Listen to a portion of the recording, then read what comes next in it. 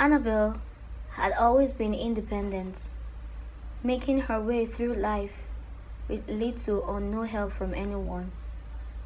But when she found herself pregnant, everything changed. The timing was worse. She had just lost her job. Her apartment was barely affordable, and she couldn't turn to her family because she was all they looked up to. The father of the unborn child abandoned her to start her life alone, which made her heart shattered. Annabel thought of a way out of the challenge and eventually considered an abortion. But the cost was more than she could afford, and the idea weighed heavily on her conscience. One day, while sitting in a coffee shop, a woman approached her. She introduced herself as Mrs. Whitemore. She was well dressed, older woman with kind eyes, and was a very known person. "You look like you're carrying the weight of the world. Are you okay, darling?" Mrs. Whitemore asked Annabel softly. And Annabel could no longer hide her frustration. Then she told Mrs. Whitemore her history about the child. She cried and told Mrs. Whitemore that she wasn't ready to raise a child and that she would go for an abortion instead. "You don't have to go through with an abortion. There are people who would pay a lot of money for wealthy babies. You could solve your problem and give your baby a good life," Mrs. Whitemore said to her. For some minutes, Annabel gave the advice a thought. The offer was jarring. Selling her child felt wrong, but then she thought to herself that it was better the child had a good life than living with the mother who couldn't provide breakfast alone. So eventually, she agreed.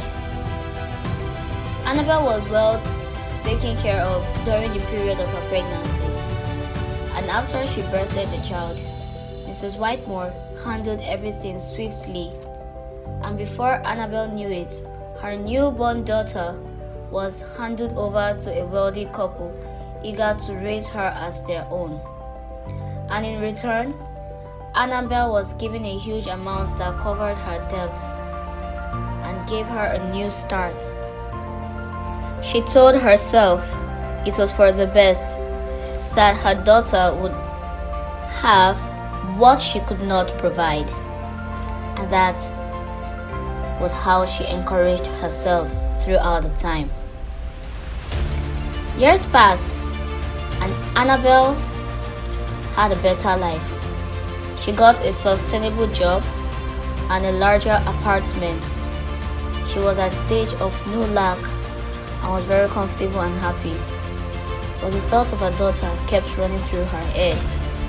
She wondered what she looked like and how she was doing. Annabel wished she could see her daughter and hold her, even if just once. She thought about it until it began to eat her up. She decided to get in touch with Mrs. Whitemore to ask her about her daughter, but it was impossible. She tried for days until she was eventually able to track her. Some days later, they met at a restaurant, and Annabel kept requesting to see her daughter, but Mrs. Whitemore was hesitant, reminding her of the agreement, which made Annabel cry and pleaded. "I know, but she's still my daughter. How about just once?" she asked persuasively. And after much persuasion, Mrs. Whitemore finally relented, and 2 days later, she arranged a meeting between Annabel and the couple who had adopted her daughter. And that was how Annabel finally got to meet her child for the first time. She was surprised of how grown she was already. 6 years and she was already all grown. She hugged her tightly, but was trying to prevent herself from getting too emotional. while her daughter, who was slightly shocked at Annabel's behavior, kept wondering how they were related. "Mom, is she my aunt?" she asked the rich woman, but everyone kept mute. But the little girl wasn't bothered, so she led Annabel and walked to her rich mom, which made Annabel's heart race and is reflected on her face. The couple, seeing Annabel's anguish, offered a compromise. They allowed her to visit, to be a part of her life, but made it clear that she was their child. So she accepted, knowing she could never undo what had been done, but grateful for the chance to be close to her daughter, even if only from a distance. In the end, Annabel learned that some choices once made cannot be unmade.